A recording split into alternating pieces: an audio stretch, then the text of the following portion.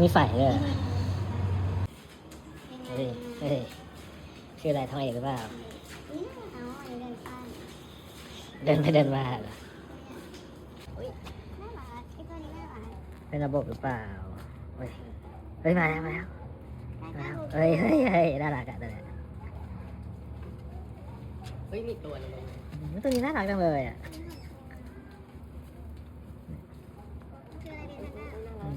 น่ารักดีเดินอีกรอบเอ๊ะเดินละหนุกแล้วบ้าง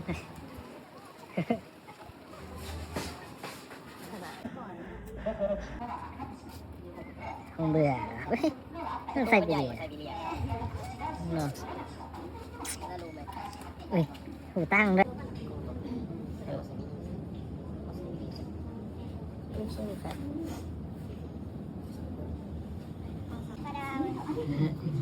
มันกินคองอ่ะดูดิมาแล้วนี่มาแล้วมาแล้วโอ้ยโอ้โหน่ากลัวโอ้ใหญ่มากโอ้น่ารักตัวใหญ่เฮ้ยเฮ้ยตัวนี้น่ารักกันเลยไวมาก ว่ายขึ้นมาเฮ้ยมาตรงนี้เลย